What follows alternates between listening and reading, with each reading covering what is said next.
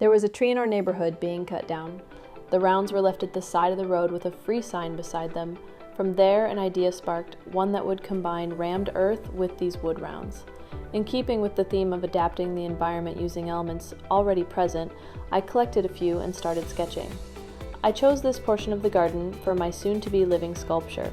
Wanting the largest wood round to be embedded in the earth, I started digging down, removing a fern that was in the way, possibly for later use.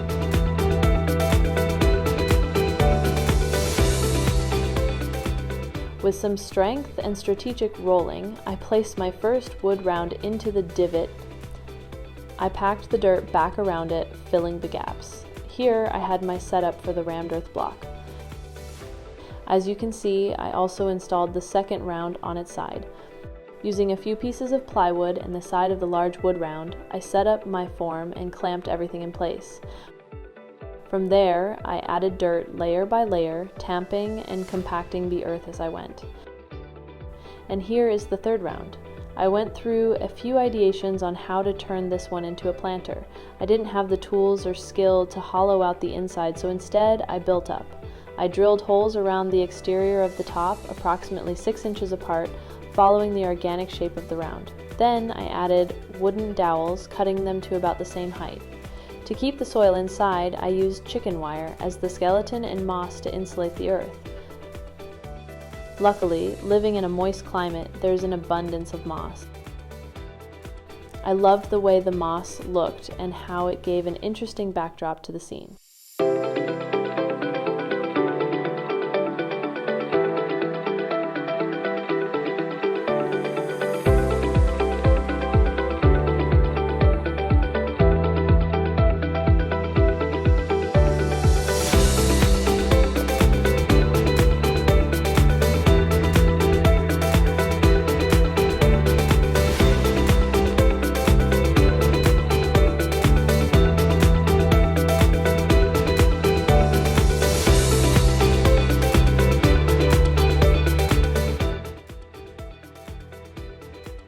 Once finished, I placed this third log on the base, consisting of the large wood round and the rammed earth block, creating a tower effect.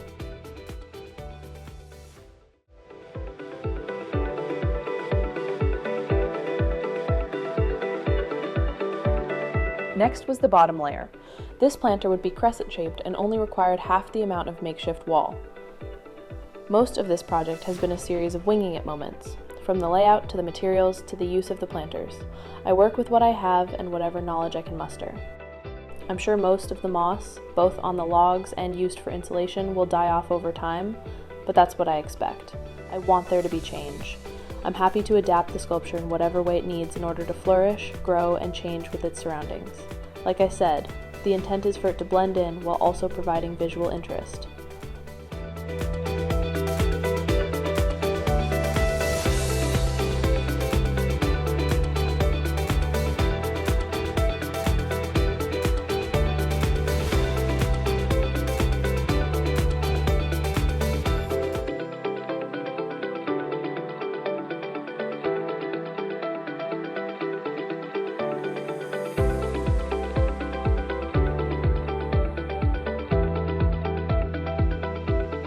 The overall layout is now complete and it's time to start planting. Unfortunately, most plants require more sunlight than this little area gets, but nevertheless, I'll plant what I want and see what comes of it. First, we have beets in the earth base,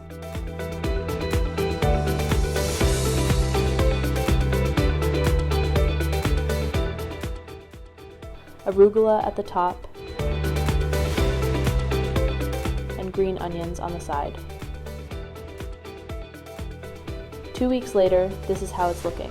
The flowers of the rhododendron bush have fallen. On the rammed earth block, moss is starting to grow, slugs are moving about, and a small mushroom has begun to sprout out the side. Now it's time for the mushroom spores, chicken of the woods, to be specific. I got these in plug form, which is less effective than pure spores, but easier to use, given it's my first time trying this. I drilled into the outer edges and added the plugs into the holes. It might not be moist enough to spawn mushrooms, but only time will tell. But since my rammed earth block has already grown a tiny mushroom on its own, I am hopeful.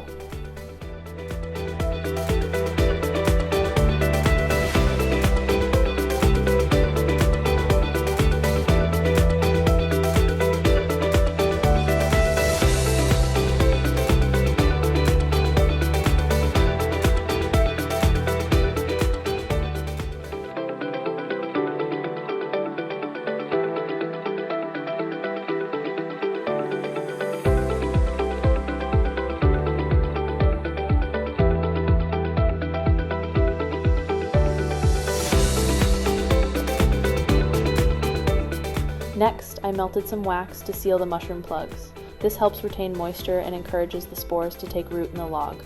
I continued the setup on the 2 stacked logs, drilling, plugging, and sealing.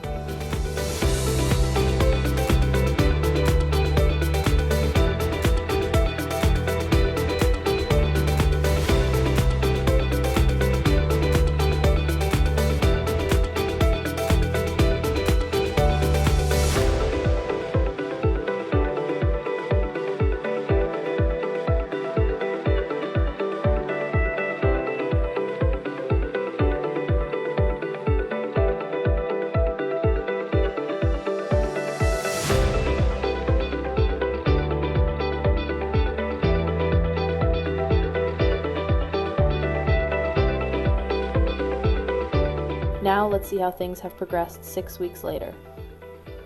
Life is starting to pop even more on the block. Those should be the beets coming in, followed by the green onions pushing through, and finally, at the top, the arugula, reaching outward toward whatever semblance of sunlight it can find.